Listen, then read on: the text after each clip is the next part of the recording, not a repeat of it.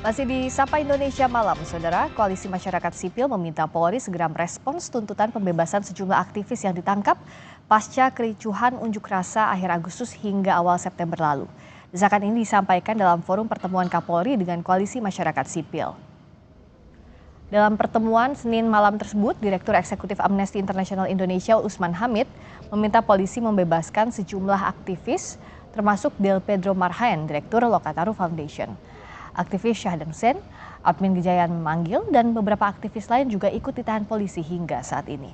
Koalisi Masyarakat Sipil meminta Kapolri mengabulkan penangguhan penahanan karena menjamin sejumlah aktivis tersebut tak bertindak kriminal.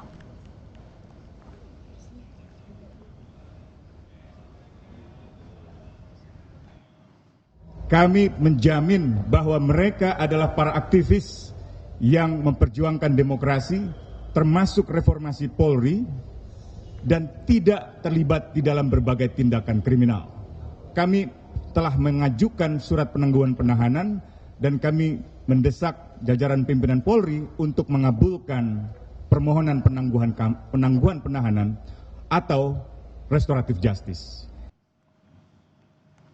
Kapolri Jenderal Listio Sigit menerima masukan dari Koalisi Masyarakat Sipil untuk perbaikan institusi Polri. Terkait desakan pembebasan aktivis, Kapolri bilang akan memilah mana yang akan diproses hukum dan mana yang akan diberikan penangguhan atau restoratif justice.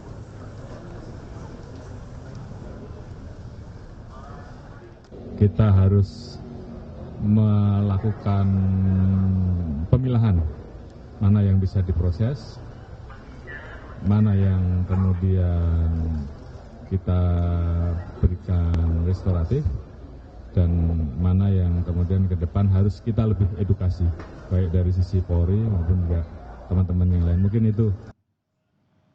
Komisi untuk Orang Hilang dan Korban Tindak Kekerasan Kontras menyebut 2 orang masih hilang pasca unjuk rasa akhir Agustus lalu. 2 orang yang hilang bernama Reno dan Farhan. Menurut keluarga, mereka terakhir terlihat pada 29 Agustus di sekitar Makobrimob Kuitang, Jakarta. Kontras mendesak pihak polisian untuk bisa menyelidiki secara transparan kasus orang hilang ini. 2 orang masih hilang, teman-teman, Reno Syaputra Dewo dan juga Muhammad Farhan Hamid, yang setiap hari keluarganya menanti kabar di mana mereka berada. Terakhir mereka terlihat tanggal 29 Agustus di lokasi Makobrimob Kuitang, dan saya juga sampaikan kepada jajaran kepolisian bahwa ini juga bisa menjadi tugas dari kepolisian supaya trauma masa lalu itu tidak terjadi soal penghilangan paksa. Kita akan bahas lebih dalam terkait sejumlah desakan Koalisi Masyarakat Sipil terhadap Kapolri, terutama terkait pembebasan aktivis dan pencarian 2 orang yang hilang, bersama Komisioner Kompolnas Khairul Anam dan Direktur Eksekutif Amnesty International Indonesia Usman Hamid. Selamat malam, Mas Anam. Selamat malam, apa kabar? Kabar baik, selamat malam juga Bang Usman. Selamat malam, Friska. Selamat malam, Bung Anam. Selamat malam. Selamat malam. Saya ke Bung Usman. Apa yang hasil desakan, apa feedback dari Kapolri terhadap desakan dari Koalisi Masyarakat Sipil agar aktivis ini segera dibebaskan dan juga yang hilang segera ditemukan?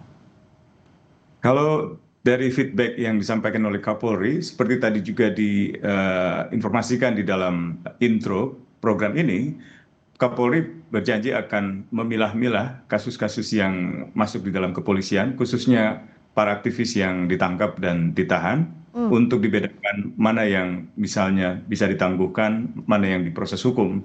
Saya kira penangguhan penahanan itu sesuatu yang tidak menghentikan proses hukum, karena itu kami sangat sekali lagi mendesak agar mereka dibebaskan. Oke, tadi kan kita sudah dengar pernyataan Kapolri, tapi feedback yang kami maksud pada saat bertemu, apa ada lagi yang disampaikan Kapolri terhadap Koalisi Masyarakat Sipil soal duduk perkara kasus ini misalnya, strukturnya sebenarnya seperti apa sih konstruksi kasusnya, Mas Usman, kalau dari pihak Polri, versinya Polri? Ya, kalau dari pihak versinya Polri misalnya ada sejumlah unggahan dari misalnya Gejayan Memanggil atau Lokataru dan juga Blok Politik Pelajar serta Aliansi Mahasiswa Penggugat yang menurut mereka digolongkan sebagai penghasutan untuk melakukan kekerasan.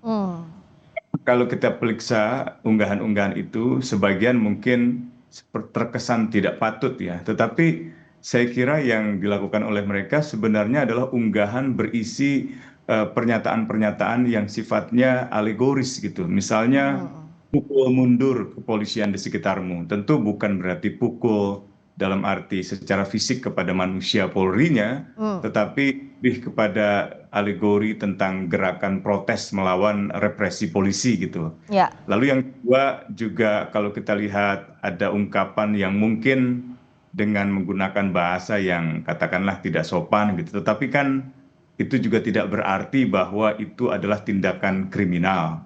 Kalaupun dipandang tidak etis, saya kira dalam pertemuan kemarin juga kami sampaikan, ya kenapa tidak diedukasi gitu, kenapa tidak cukup dimintai keterangan saja, misalnya karena alasan pekerjaan atau karena alasan kemanusiaan atau karena alasan pendidikan seperti sejumlah anak-anak atau siswa yang masih ditahan hari ini tapi belum dibebaskan sehingga mereka tidak bisa mengikuti kegiatan belajar mengajar dan juga terancam diberi sanksi. Kami juga ingin memastikan bahwa tindakan kepolisian tidak terkesan seperti memburu para aktivis, apalagi dengan cara-cara yang justru menunjukkan pemolisian yang otoriter, misalnya dengan melakukan penyitaan terhadap buku-buku yang dianggap berhubungan dengan tindakan mereka saat demonstrasi, misalnya buku-buku tentang Marxisme atau anarkisme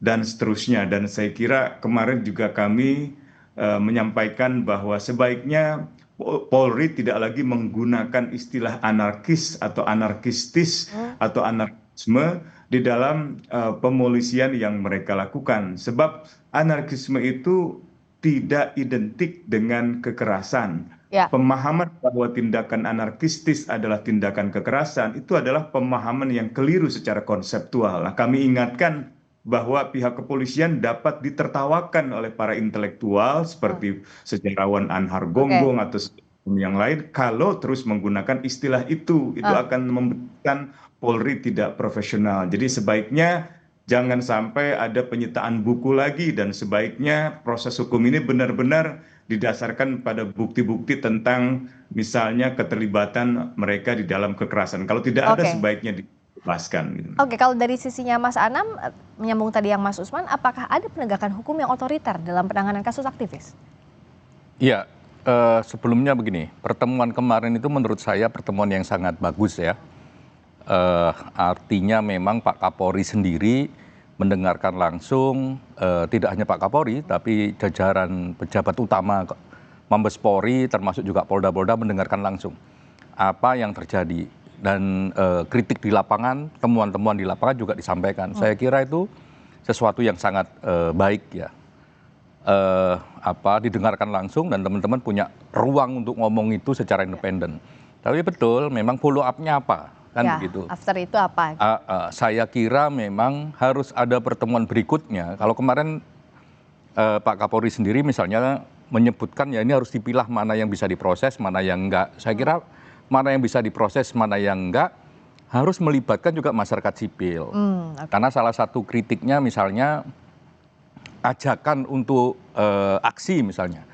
Kan kalau ajakan untuk aksi itu kan dalam koridor hak asasi manusia yaitu sah. Itu legal, misalnya begitulah. Mana yang memang bisa diproses, mana yang tidak, saya kira harus ada pertemuan. Jadi tidak hanya diputuskan oleh kepolisian, tapi juga bisa dicek semuanya. Oh ini nggak bisa. Yang mana yang kekerasan, yang mana ajakan, yang mana ide dan sebagainya. Sehingga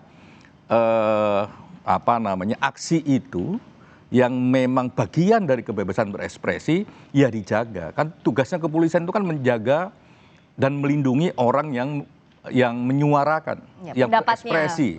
Gitu. Nah, kayak gitu harus dipilah. Nah, siapa yang memilah? Saya kira pertemuan kedua atau ketiga nanti itu bagian dari itu. Jadi ada proses yang simultan. Kalau kemarin banyak kritik ya, ayo mana yang bisa terus, mana yang tidak dan sebagainya.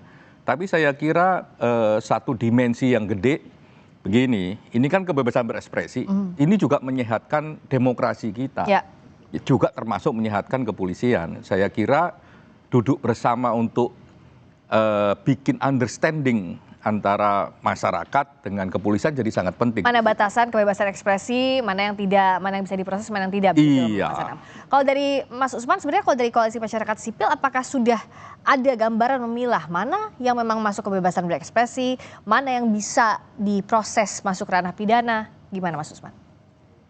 Ya, misalnya yang berkembang dalam diskusi kemarin, Bung Ijul dari PBHI menjelaskan tentang keterlibatan anggota intelijen tempur atau anggota militer dari kavaleri misalnya, yang jelas-jelas ada di lokasi dan terlibat di dalam aksi kerusuhan itu.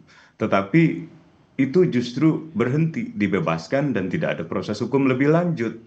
Sementara aktivis seperti Sahdan Hussein atau yang terakhir Fahrul Rozi atau Paul di Jogja misalnya, atau Faiz Ikatan Mahasiswa Muhammadiyah yang dalam pekan ini juga diliput di dalam majalah Tempo mengalami penyiksaan dan seterusnya, bahkan padahal dia tidak melakukan kekerasan sama sekali, dia tidak terlibat di dalam katakanlah membakar fasilitas DPRD atau fasilitas gedung pemerintahan gitu. Kalaupun ada yang kesannya melakukan kekerasan, lebih banyak didasarkan pada unggahan-unggahan di ranah digital. Nah, katakanlah di ranah digital itu ada hal-hal yang sifatnya tidak etis gitu, seperti bahasa-bahasa yang kurang patut gitu. Tapi apakah itu berarti memang tergolong ke dalam tindakan kriminal, dan apakah tindakan itu memang layak untuk diperlakukan penahanan misalnya, harus ditahan gitu kan? Biasanya kan penahanan itu hanya untuk kejahatan-kejahatan yang tidak ringan gitu, yang memang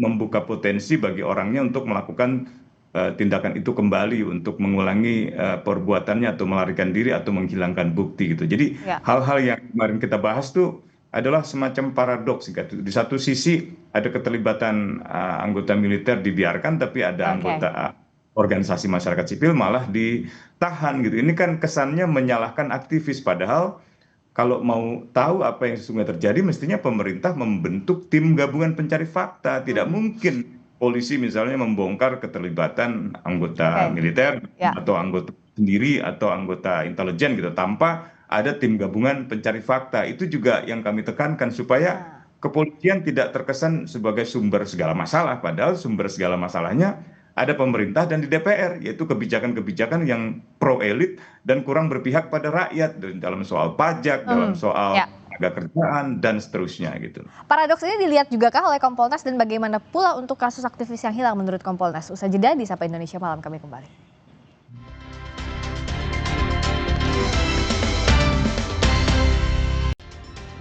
Sapa Indonesia Malam masih kembali membahas sejumlah desakan Koalisi Masyarakat Sipil terhadap Kapolri, terutama terkait pembebasan aktivis dan pencarian 2 orang yang masih hilang. Bersama Komisioner Kompolnas Khoirul Anam dan Direktur Eksekutif Amnesty International Indonesia, Usman Hamid. Saya ke Cak Anam dulu. Jadi kalau bicara soal tadi yang disampaikan Mas Usman, apa iya kalau Kompolnas melihat ada paradoks dalam penanganan kasus demo kemarin? Iya, salah satu yang paling penting yang tadi Bung Usman bilang, bahwa ada Ijul juga bilang bahwa ada karakter, pola yang ada dalam aksi itu, dia sebutin badannya tegap dan sebagainya. Dan juga mendorong agar memang ada tim investigasi independen. Saya juga kemarin ngomong pentingnya untuk membentuk tim investigasi independen sehingga melihatnya secara menyeluruh. Gitu ya. Jangan sampai misalnya ini aktivis yang memang berhari-hari aksi memperjuangkan demokrasi dan sebagainya, ya terus yang lain malah dibiarkan misalnya begitu. Nah, makanya pentingnya untuk secara objektif melihat ini semua ya tim independen itu. Karena kalau kepolisian sendiri pasti karena kewenangannya terbatas nggak bisa masuk ke sana. Jadi penting untuk tim Siapa aja investigasi. Tuh yang semestinya ada di tim independen kalau menurut Kompolnas? Iya, publik lah. Yang memiliki pengetahuan soal hak asasi manusia, yang memiliki rekam jejak bagus independensinya, yang memiliki kemampuan juga melakukan investigasi. Bung Usman misalnya punya pengalaman di kasus Munir dan berbagai kasus yang lain, bisa terlibat di situ. Saya kira tim independen jadi kata kunci untuk melihat proses aksi tanggal 25 sampai tanggal 31, 12 itu penting untuk dilihat. Karena polanya memang memungkinkan oleh orang-orang gini. Kalau saya menyebutnya ini aksi tidak lazim gitu ya. lihat polanya dan sebagainya, apalagi di publik juga sudah ada yang ditangkap sendiri oleh Brimob dan sebagainya.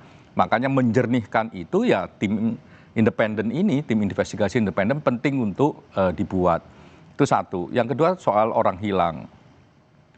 Tadi saya juga berkomunikasi dengan Polda ya soal bagaimana update orang hilang.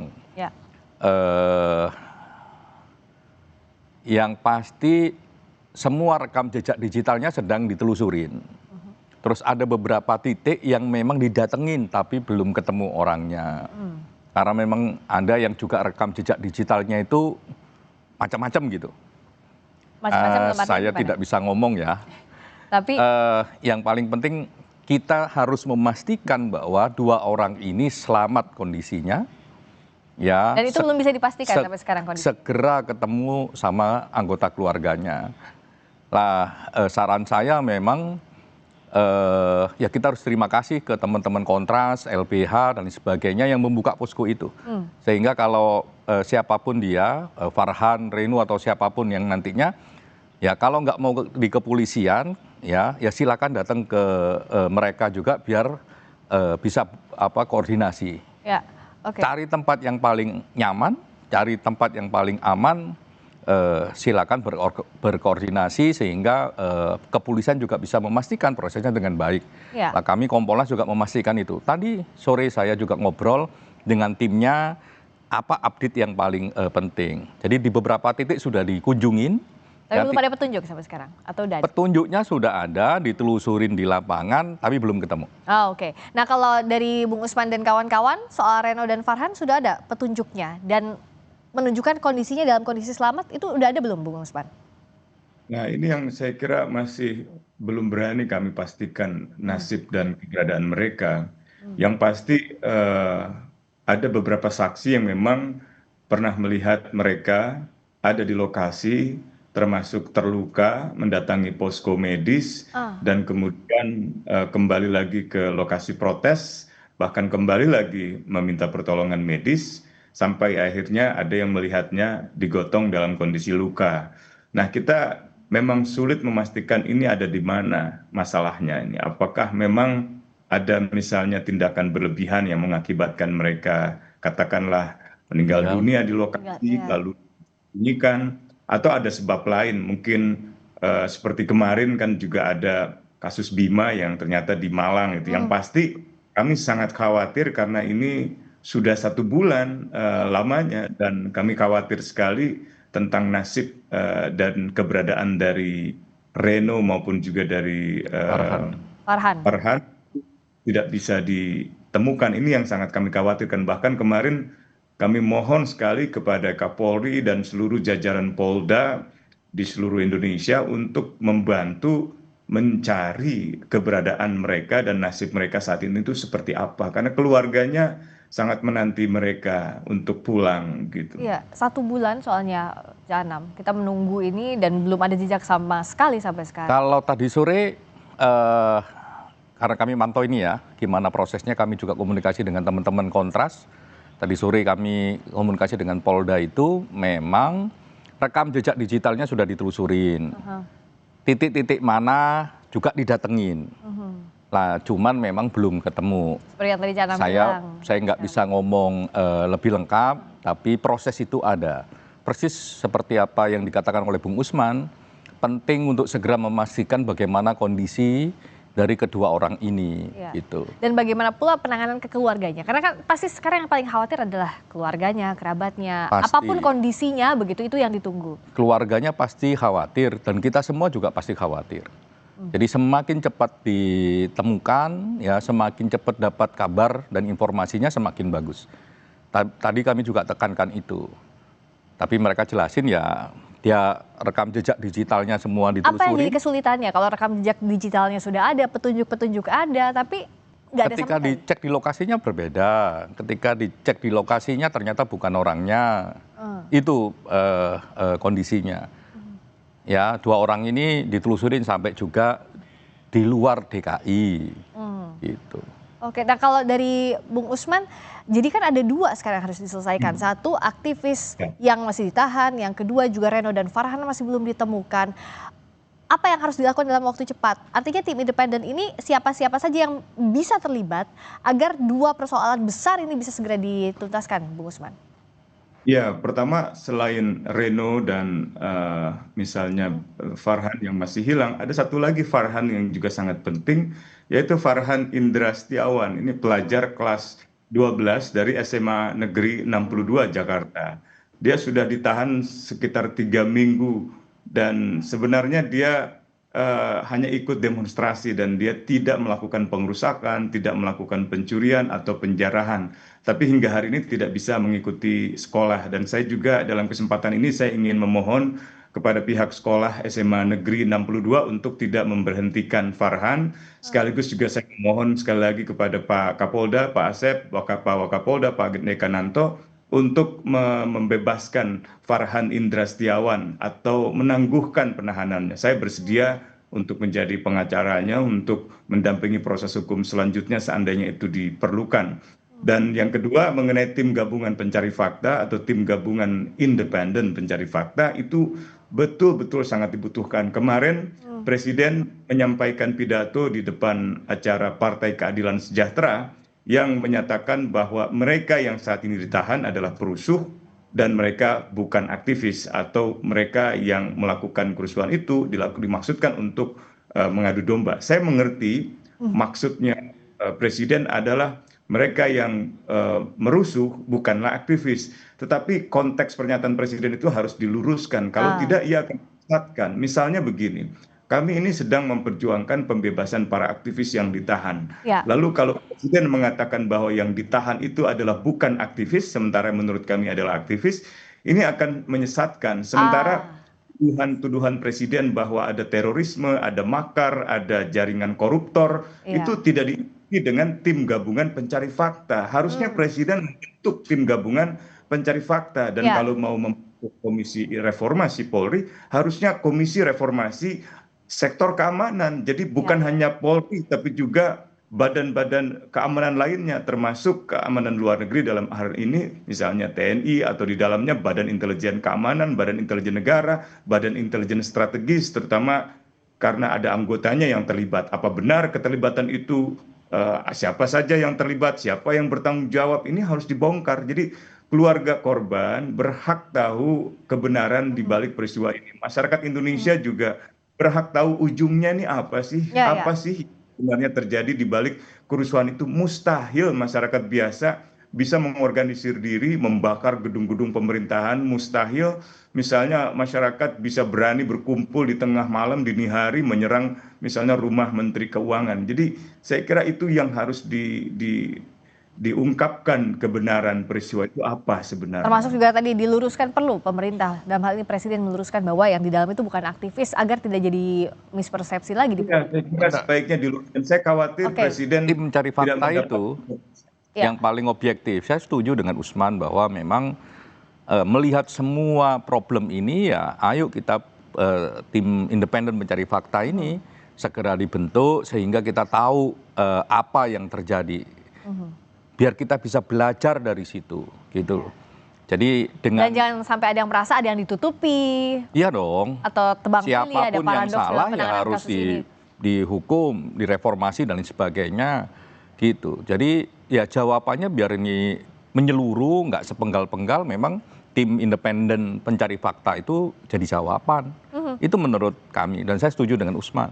Bung Usman, sebenarnya kalau dari Koalisi Masyarakat Sipil mendorong langsung nggak ke Kapolri? Misalnya deadline-nya kapan yang dibutuhkan tim gabungan pencari fakta ini, tim independen ini kapan harusnya dibuat dalam waktu segera? Itu bukan Kapolri kali ya, itu Presiden. Oh, Presiden dan juga termasuk juga Polri pertemuan berikutnya dengan Koalisi Masyarakat Sipil soal ini, Bung Usman.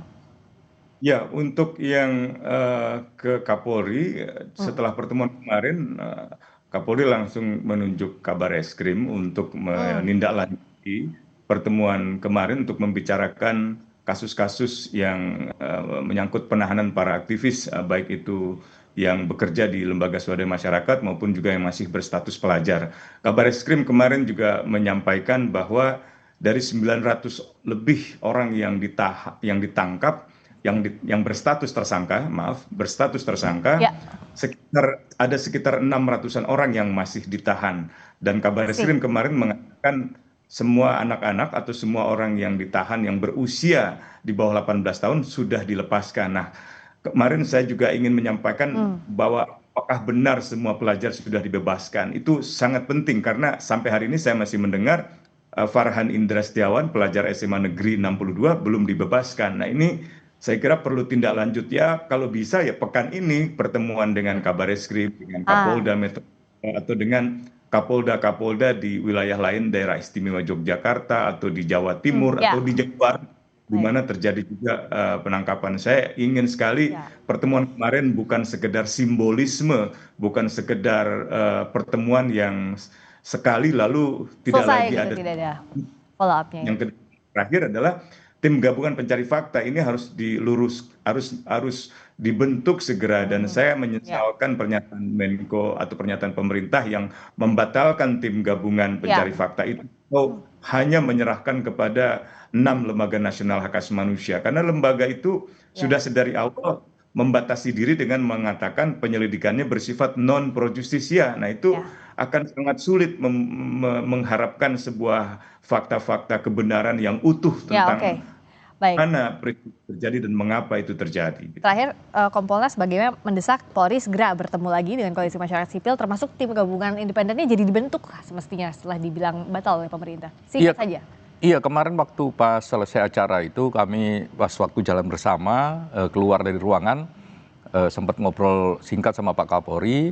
Beliau bilang nih harus ada follow up pertemuan lagi dengan rekan-rekan. Saya bilang oh bagus Pak, biar lebih konkret. Salah satunya juga soal permintaan teman-teman itu, soal pembebasan, soal penangguhan dan sebagainya. Termasuk juga soal yang 2 orang hilang yang belum diketemukan. Dan beliau juga oh ya segera aja gitu. Dan pertemuannya nggak kayak kemarin kayak seminar gitu, tapi pertemuan yang lebih fokus gitu. Oke, ini memang harus segera ya agar bisa segera terang perkaranya, segera tuntas juga. Terima kasih Mas Anam, Cak Anam. Terima kasih banyak, terima kasih Bung Usman sudah hadir di Sapa Indonesia Malam. Terima kasih.